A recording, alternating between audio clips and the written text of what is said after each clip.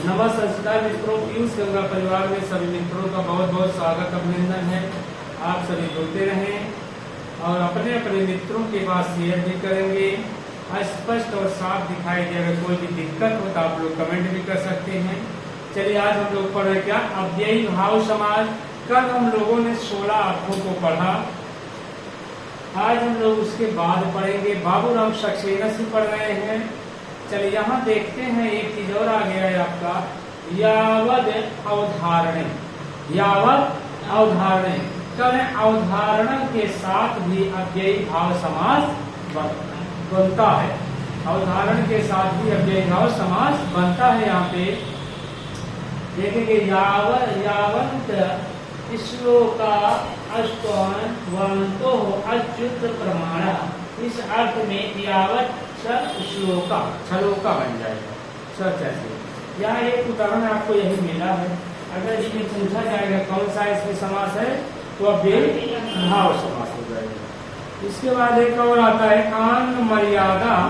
अगला सूत्र एक है अंग,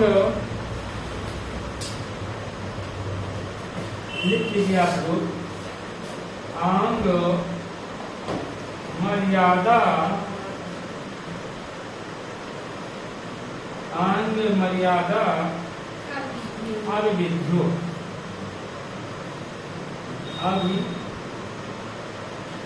अविविध्यो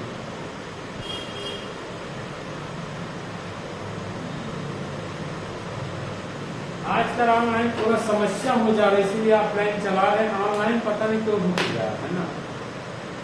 चलिए आगे देखते हैं, अंग मर्यादा अविविध्यो।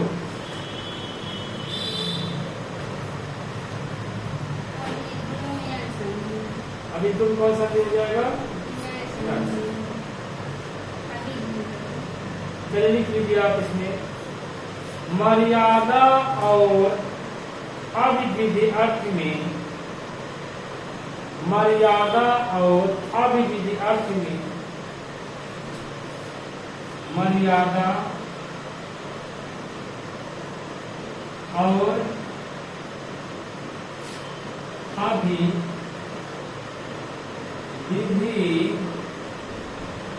अर्थ में,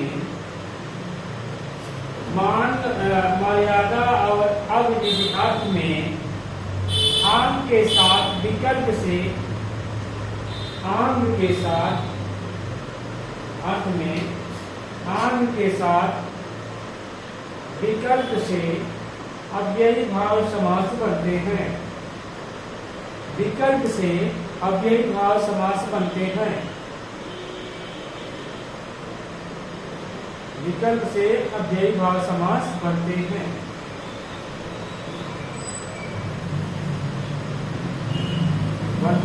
और समास न करने पर, और समास न करने पर पंचमी विभक्ति करनी पड़ती है। समास न करने पर पंचमी विभक्ति करनी पड़ती है।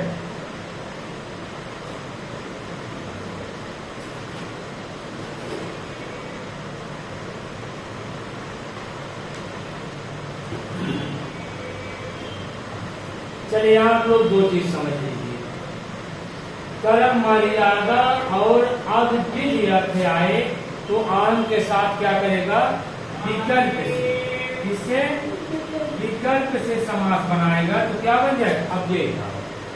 जब विकल्प नहीं करेंगे तो पंचमी विभक्ति बन जाएगा, समास नहीं बने, क्या बन जाएगा, पंचमी विभक्ति हो जाएगा। जैसे आ मुक्ते इति, हम लोग पढ़े हैं, आ मुक्ते आ मुक्ते संसार, हम लोग पढ़े क्या, कारक पंचमी विभक्ति में आया है। आ मुक्ते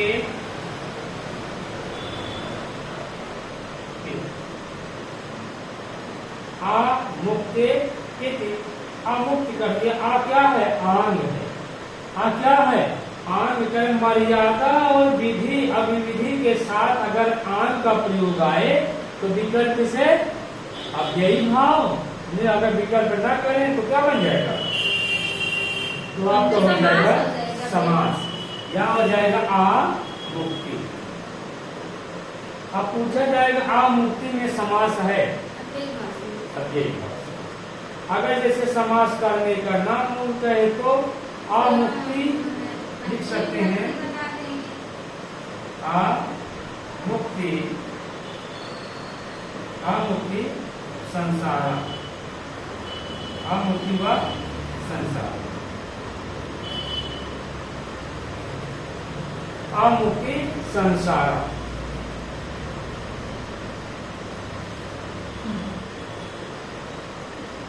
एक है आपका मुक्ति पर्यंत, अर्थात इसका लिखेंगे अगर समास करना होगा तो क्या लिखेंगे, मुक्ति पर्यंत,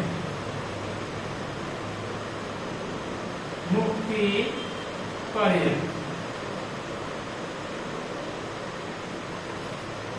मुक्ति पर्यंत बन जाएगा, पर्यंत हो जाएगा, हाँ मुक्ति पर्यंतम, पर्यंत, ये आपका समास हो गया मुक्ति पर्यंत। अब इसका लौकिक विकरण लिख लीजिए और अलौकिक विकरण, यहाँ तक दिख रहा है नहीं हुआ, यहाँ दिख रहा है, देखिए उसको, अच्छा दिख रहा है, हम इधर देखते हैं, यहाँ देखेंगे। चलिए मुक्ति संसार क्या लिखेंगे इसका, मुक्ति पर्यंतम, देखिए मुक्ते लौकिक विकरण हो जाएगा मुक्ति पर्यंतम, मुक्ति पर्यंतम, मुक्ति पर्यंतम आपका बन जाएगा। अलौकिक विग्रह आप लोग करेंगे क्या बन जाएगा, अलौकिक,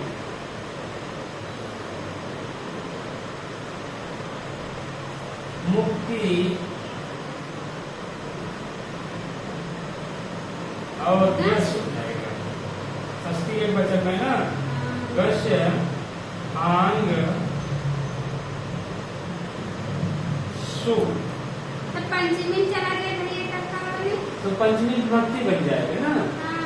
अगर जैसे मुक्ते मुक्ते पंचमी और षष्ठी दोनों में बनता है, करें अगर जैसे आंग के साथ प्रयोग होगा तो विकल्प से हम लोग क्या बनाएंगे, अव्ययी भाव समास।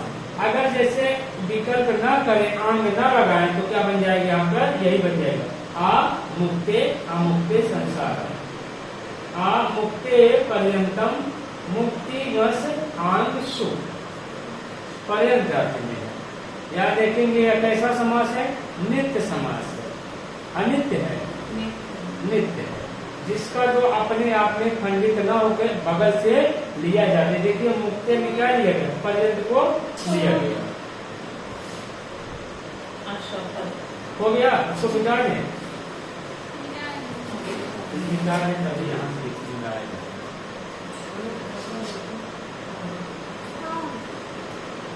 चलिए आगे देखते हैं, आ बालम,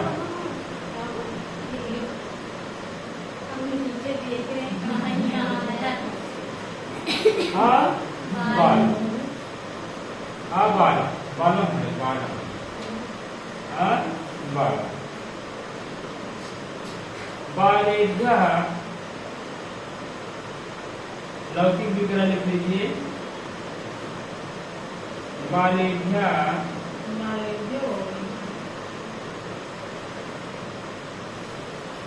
पंचमी करें ना, बालेभ्यः बाल प्लस घस लगा देते हैं,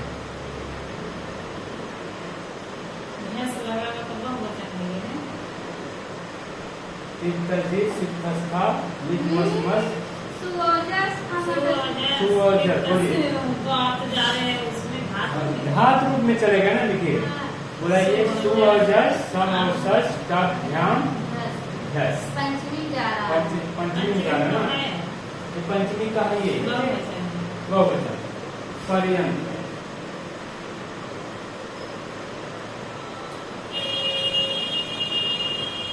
क्या हो जाएगा, बाल पर्यंत, पर्यंतम लगा दीजिए, पर्यंतम, बाल घस्य और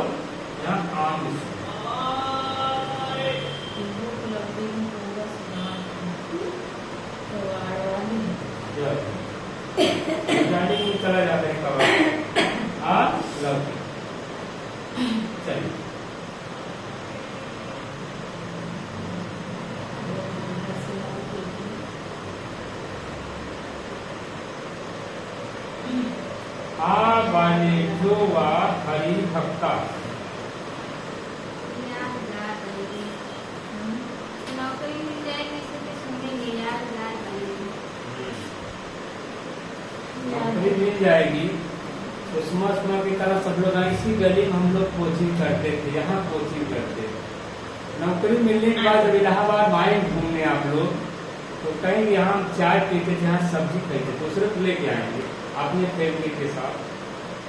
जब तक नहीं मिले तब तक अपने आप में खरीदे रहे। चलिए एक और है आपका हरि भक्ति।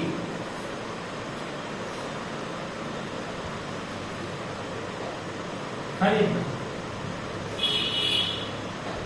क्या हो जाएगा?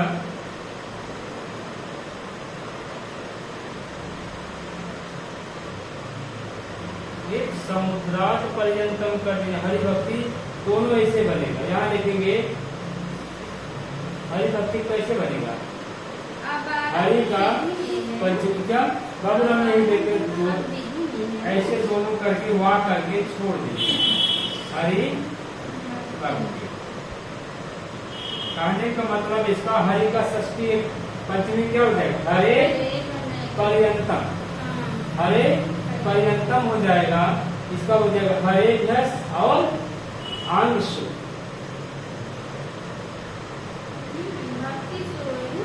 भक्ति सु करेंगे। यहाँ आंग लगाना जरूरी है ना, आंग नहीं लगाएंगे तो भैया अभी विधि वाली माना है।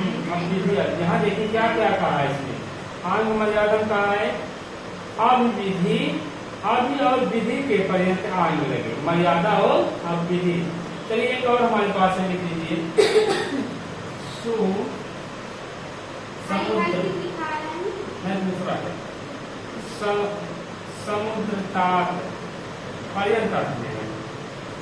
समुद्र ताप पर्यंत, समुद्र ताप पर्यंतम।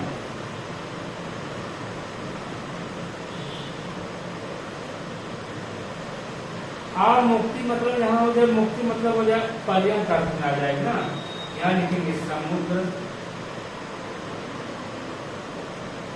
समुद्र का क्या लगे पंचमी में कैसे जाता है और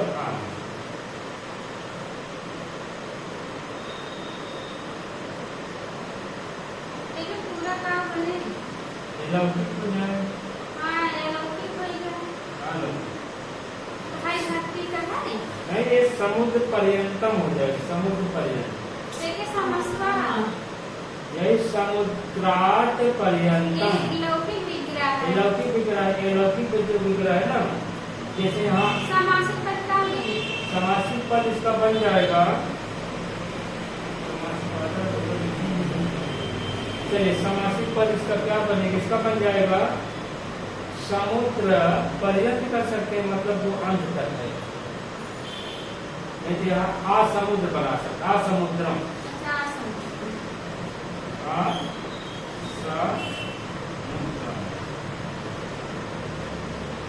आ समुद्रम। जैसे आ वालम बना वैसे आ समुद्रम।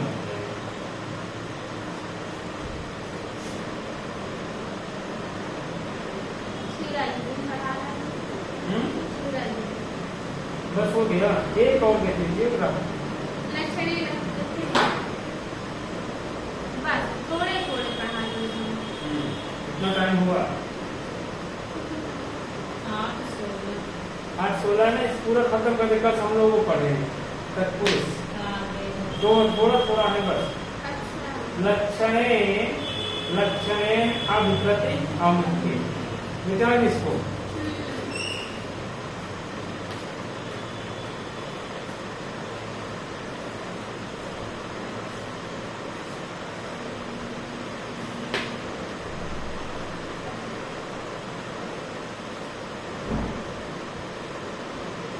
लक्षणे आदि आदि प्रति लक्षणे आदि प्रति आमुखे।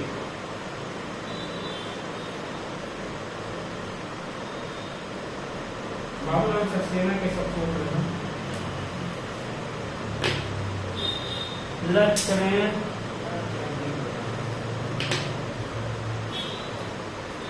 चलिए लक्षण अभी प्रतिमुखे। अब लिखिए इसमें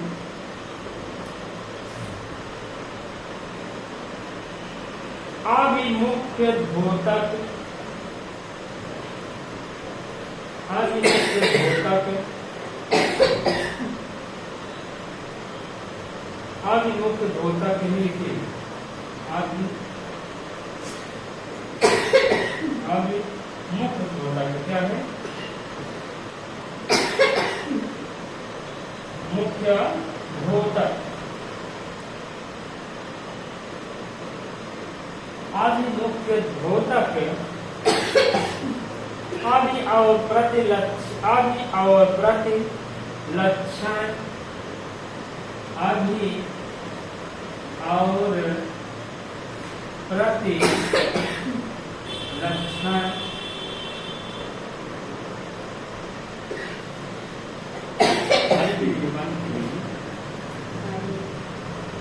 लक्षण अर्थात चिन्हवाची पद के साथ अव्ययी भाव समास बनाते हैं। अर्थात अभिमुख्य द्योतक आदि और प्रतिलक्षण अर्थात चिन्हवाची पद के साथ, चिन्हवाची पद के साथ, चिन्हवाची पद के साथ अव्ययी भाव समास बनाते हैं। अव्ययी भाव समास बनाते हैं। जैसे अग्निम अभिनीति, जैसे अग्निम अभिनीति।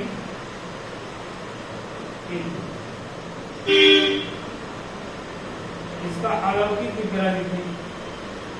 अलौकिक विग्रह क्या बन जाएगा? अग्नि हम आदि या का लौकिक हो गया या लौकिक। अग्नि आदि इति, यहाँ पर आदि मुख्य द्योतक, मतलब आदि और प्रति का लक्षण अगर घोषित हो रहा है तो क्या हो जाएगा? अव्ययी भाव समास हो जाएगा।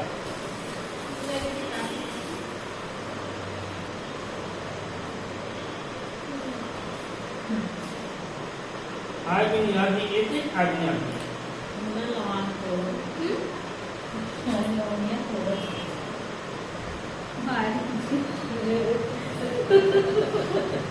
दूसरा भाव निकाल लो। चलिए तुम्हें काफी काम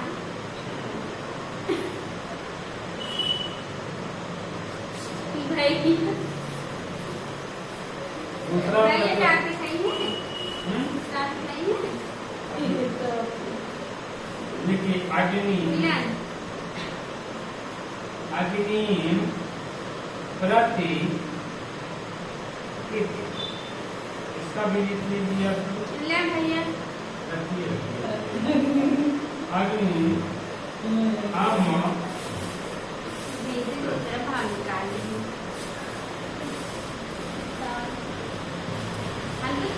तुरंत थोड़ी समझ पाए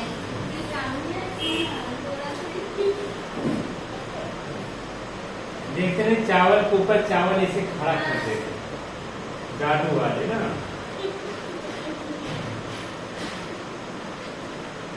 तो इसका क्या बन जाएगा आप लोगों का समास? क्या बनेगा इसका? अग्नि, अग्नि ही बन जाए। अभी अग्नि यहाँ संधि कार्य हुआ है। कौन संधि हुआ है? और इसका दोनों क्या बन जाएगा?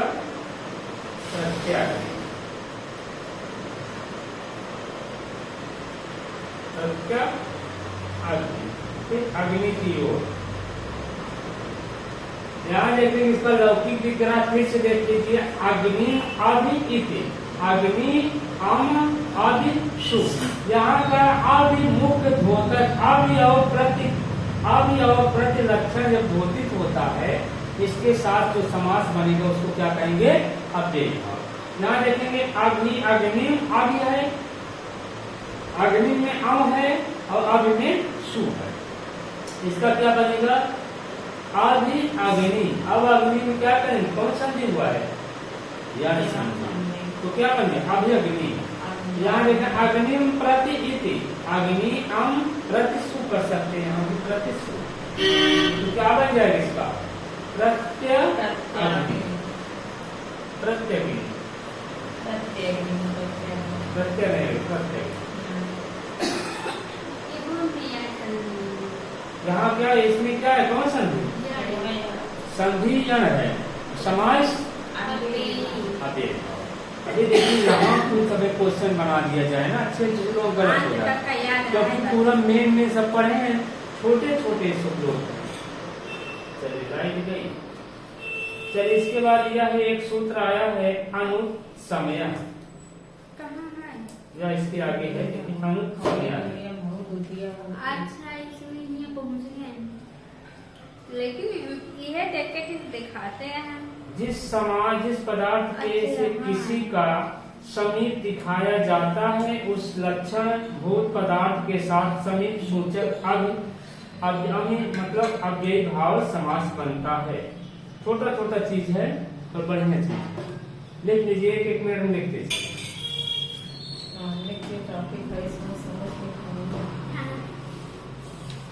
क्या हुआ? चलिए अनु प्रत्यय समय। चलिए लिख लीजिए, इसमें लिखो। छोटे छोटे टॉपिक हैं। देखिए, जिस पदार्थ से किसी का समीप दिखाया जाता है, जिस पदार्थ से किसी का समीप दिखाया जाता है,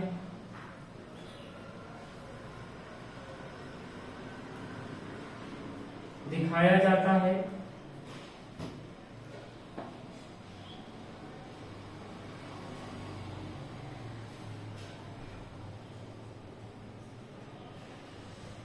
दिखाया जाता है।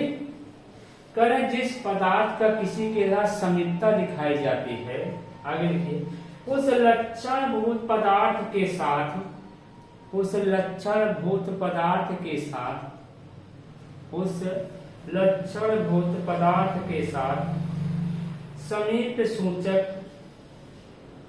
समीप सूचक अनु, यही जो अनु लगा है, अनु अव्ययी भाव बनाता है, अनु अव्ययी भाव बनाता है।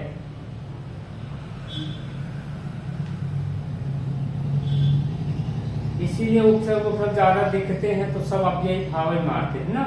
करें किसी के साथ अनु परत समय, मतलब किसी के साथ दूरी की समीपता दिखाई जाती है, अगर अनु लगा है तो उसमें क्या हो जाएगा? अव्ययी भाव समास हो जाएगा। जैसे इसका उदाहरण दिया गया है, उपसर्ग से बना पर यहाँ समीपता के अर्थ दिखाएगा। अगर समीपता अर्थ आएगा तब नहीं होगा। आप उपसर्ग तो बहुत जगह लगेंगे ना, है आपके पास है अनुबन, अनु बनम, क्या है? अनु बनम, अनु बनम शनि, शनि सनिगता, निर्गता है, निर्गता लिखिए आप लोग, निर्गता तो लिखिए। वनम अस्य निर्गता, मतलब वन से समीप माध्यम, वन के समीप, वन के समीप। तो यहाँ पे तब आपका हो जाएगा अव्ययी भाव समास। समीप अर्थ दिखाने से अव्ययी भाव समास हो जाएगा। तो अव्ययी भाव नहीं रहेगा, यहाँ यही रहेगा, दूसरा समास नहीं माना जाएगा। यहाँ विकल्प विकल्प नहीं दिया।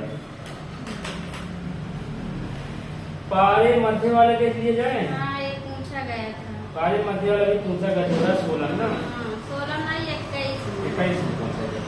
पारे मध्ये षष्ठया वा। पारे मध्ये षष्ठी बाटे कौन में दे बाटे षष्ठया वा। जब मध्य पारे रहे तो उसमें रहे अबे अगर यहाँ मध्य वा कर दिया वा मतलब विकल्प भी बनेगा ना। मध्य एक बार आपका यही भाव होगा, एक बार लिखिए, इसमें लिखिए पारे और मध्य, पारे और मध्य कोष्टक में से सप्तंत कर सकते हैं। सप्तम शब्द षष्ठ्यंत पद के साथ, षष्ठ्यंत पद के साथ अव्ययी भाव समास बनाते हैं। फिर से बोले, पारे और मध्य कोष्टक में सप्तंत कर सकते हैं। सप्तंत शब्द षष्ठ्यंत शब्द के साथ अव्ययी भाव समास बनाते हैं। करें पारे और मध्य, पारे और अव्ययी भाव समास बनाते हैं। सप्तंत शब्द के साथ क्या करते हैं? शब्द षष्ठ्यंत पद, षष्ठ्यंत मतलब सातवां, मतलब वही षष्ठ्यंत पद के साथ अव्ययी भाव समास बनाते हैं।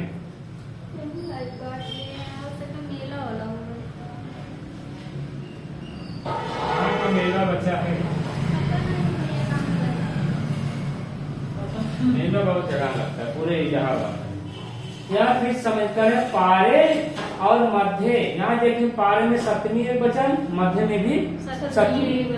सप्तंत मतलब अगर सप्तमी हो पारे में भी और मध्य में, सप्तमी के साथ शब्द आए, पहले सुनिए, यहाँ सप्तमी के साथ शब्द आए तो यहाँ षष्ठ्यंत पद के साथ अव्ययी भाव समास बनाते हैं।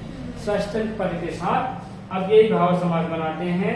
जैसे आपका है पारे गंगम, पारे गंगम, पारे गंगम। यहाँ क्या हो गया? अव्ययी भाव। हाँ, यहाँ पारे गंगम में क्या हो गया? अव्ययी भाव। गंगयः, गंगयः, गंगायः पारे। तो यहाँ आपका पारे गंगम, यानी षष्ठी शब्द का मतलब है यहाँ षष्ठी के साथ, षष्ठ्या पारे इति, मतलब यहाँ हो गया कौन? अव्ययी भाव समास। अगर यही आपका दे दिया गंगा पारे, क्या दे दिया?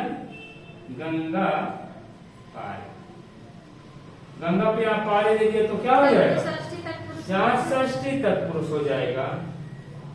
यहाँ लिख सकते हैं आपका षष्ठी तत्पुरुष। लौकिक विग्रह दोनों का यही बनेगा, गंगया पारे, इसका भी दोनों का एक ही बनेगा। अब एक आ गया इसका आपके पास मध्य गंगम, यानी लिख लीजिए मध्य गंगम।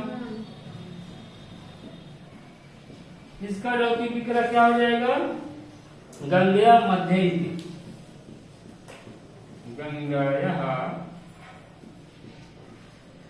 मध्य इति। इसमें कौन समास हो जाएगा? मध्य गंगम में अव्ययी भाव समास। अगर यही पूछ लिए गंगा मध्य, अगर आपके पास आ गया यही गंगा मध्य, तो क्या समास हो जाएगा आपका? तत्पुरुष समास, षष्ठी तत्पुरुष समास।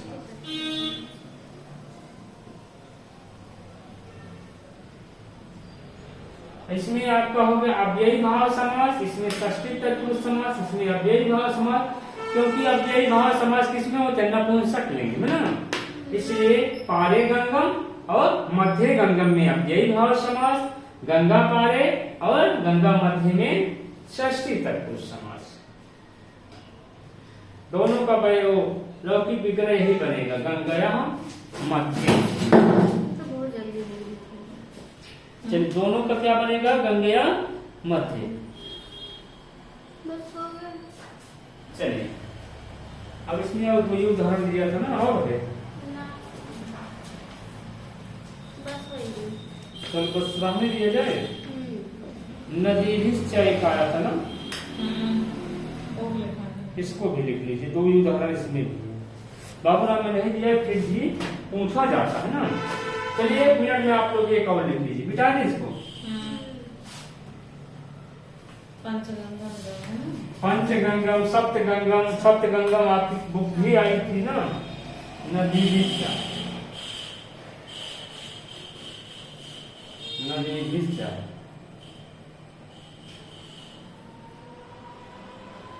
नदी विद्या अच्छा। लिखिए, इसमें एक लाइन लिख लीजिए बस। संख्यावाचक सुबंध का, संख्यावाचक सुबंध का, संख्यावाचक सुबंत का नदी विशेष के वाचक सुबंतों के साथ, नदी विशेष वाचक सुबंतों के साथ, विशेष वाचक सुबंतों के साथ, सुबंतों के साथ समास होता है, सुबंतों के साथ समास होता है, और यह समास, और यह समास, समास समुदाय, और यह समास समुदाय समाहार अर्थ में, समुदाय समाहार अर्थ में अभिष्ट होता है, समाहार अर्थ में अभिष्ट होता है, उसे अव्ययी भाव समास कहते हैं, उसे अव्ययी भाव समास कहते हैं।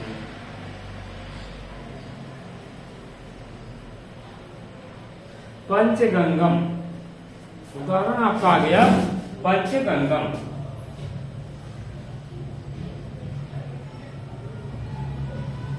पंचगंगम, सप्तगंगम, ठीक। पंचगंगम लौकिक विग्रह का लिखेंगे आप लोग। लौकिक विग्रह पंचानाम गंगानाम समाहारा, पंचानाम गंगानाम समाहारा, पंचानाम गंगानाम समाहारा। पंचन, पंचम सु कहाँ होगा, आम लगेगा ना, षष्ठी है, आम और गंगायाम, गंगा। चलिए लौकिक विग्रह आप लोग देखें, पंचानाम गंगानाम समाहारा, और अलौकिक विग्रह क्या हो गया, पंचन आम और गंगा। अब इसी का आप लोग देख लीजिए, अगर यही सप्तगंगम होता क्या लिखते, सप्तानाम गंगानाम समाहार, सप्तम, सप्तम आम और गंगा आम। चलिए इसी के बाद एक उदाहरण और लिख लीजिए, दो यमुना, दो यमुना, इसका क्या बनेगा, दुयो लौकिक विग्रह, दुयो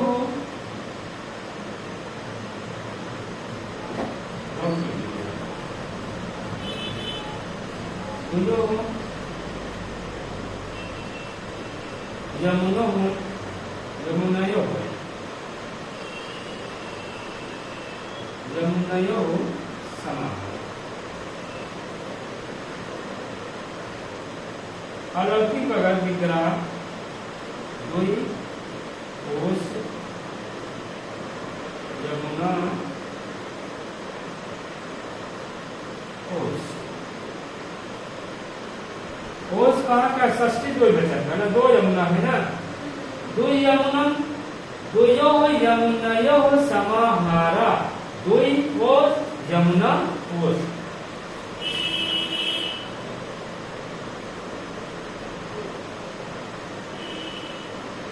पंच नदम भी कर सकते हैं, 5 नदियों का समूह। पंचा नाम नदी नाम समाहारा। ठीक, चलिए बस इतना लिख लीजिए, पंचा नाम नदी नाम समाहारा। अगर लिखना चाहते लिख लेना इसका। पंचन आम नदी आम, ये लौकिक है अलौकिक? अलौकिक है पंचानाम, उल्टा लिख दिए क्या लिखते हैं? चलिए हम ही लिखते हैं पंचा लौकिक है पंचानाम नदी नाम समाहारा। नदी नाम समाहारा। ये आपका लौकिक विग्रह। अलौकिक क्या हो जाएगा? पंचन आम और नदी आम। आने वाले लौकिक हो गया आपका और ये अलौकिक। चलिए पंचा पक्का आम नहीं है यहाँ। चलिए पंचानाम नदी नाम समाहारा, पंचानाम और नदी नाम।